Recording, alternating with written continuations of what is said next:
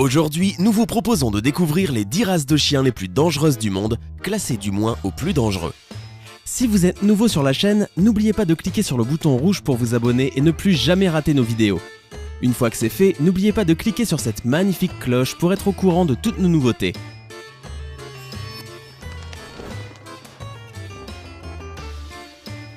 Les Dalmatiens.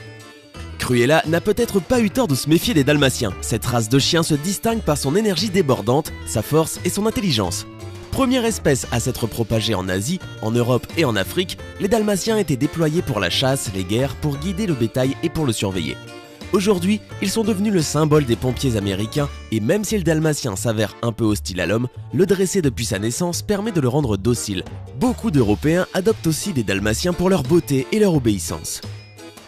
Le boxer. Le chien boxer est un chien adorable et aimable. Il adore jouer avec les enfants ainsi que les membres de sa famille. Il est attentionné et peut être utilisé pour le gardiennage. Mais le chien boxer est aussi protecteur. Il protège sa famille et se bat pour les défendre. Il peut alors être dangereux pour un étranger quand il est utilisé à des fins de sécurité. Cette race s'illustre par son corps robuste, sa taille moyenne et une mâchoire puissante capable de tuer une grosse bête.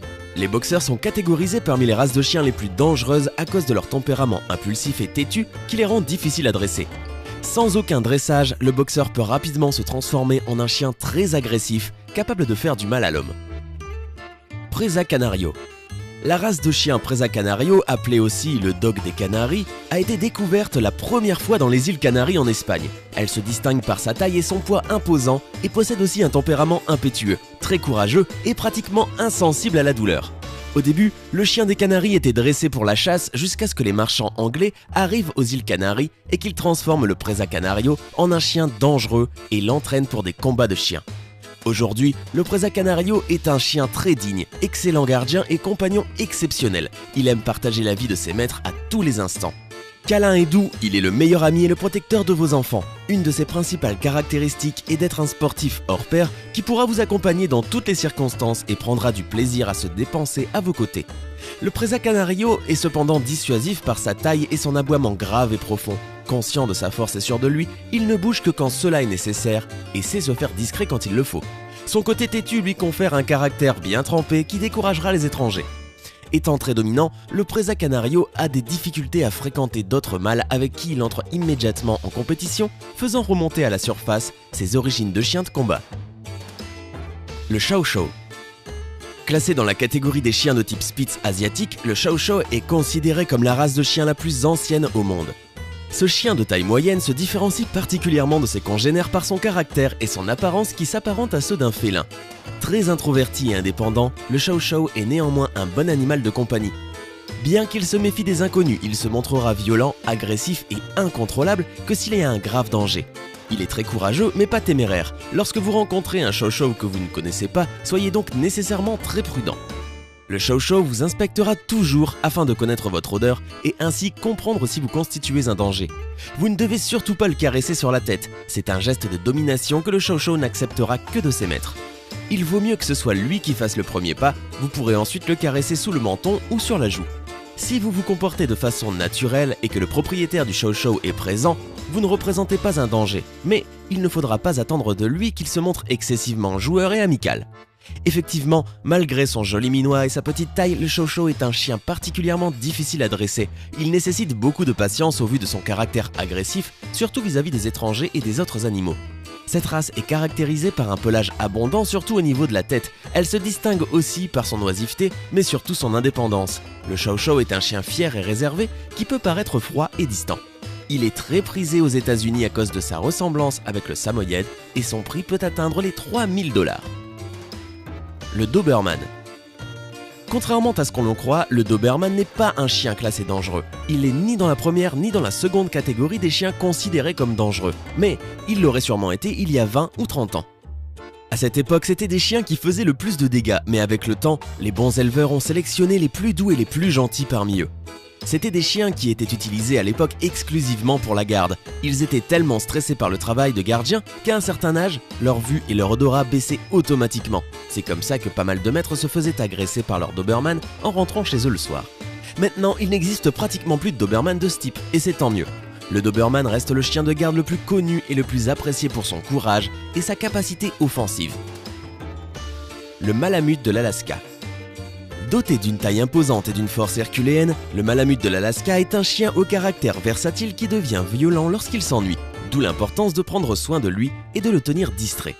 Le Malamute de l'Alaska est un chien idéal de traîneau, et même s'il présente des caractéristiques similaires avec le Husky sibérien, le Malamute est plus trapu, plus puissant, plus têtu et plus dominant.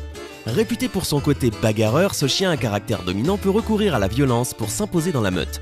Néanmoins, quelques postures d'intimidation pour établir la hiérarchie suffisent généralement pour que la cohabitation entre chiens se passe bien. En outre, le Malamute d'Alaska possède un instinct de chasseur bien ancré et peut donc s'en prendre aux animaux des alentours, comme les poules ou les canards. Le Husky. Considéré comme la race la plus intelligente du monde, le Husky sibérien est un chien nordique utilisé le plus souvent pour tirer des traîneaux. Très actif et débordant d'énergie, le Husky est toutefois souvent considéré comme une race agressive, car c'est un gros prédateur très indépendant et son caractère ressemble un peu à celui du loup. En tout, 15 morts liés au Husky ont été recensés, principalement aux États-Unis et au Canada. Tous auraient succombé à des morsures de chiens Husky. Le Berger allemand. Le berger allemand, comme son nom l'indique, est une race qui provient tout droit d'Allemagne, se distinguant par sa grande intelligence, son corps robuste et musclé, ainsi que par sa rapidité. Tant d'atouts qui font de lui le chien de garde par excellence. Le berger allemand est le chien favori des services de sécurité et des agents de police. Il est dressé pour attaquer et détecter la présence de substances illicites.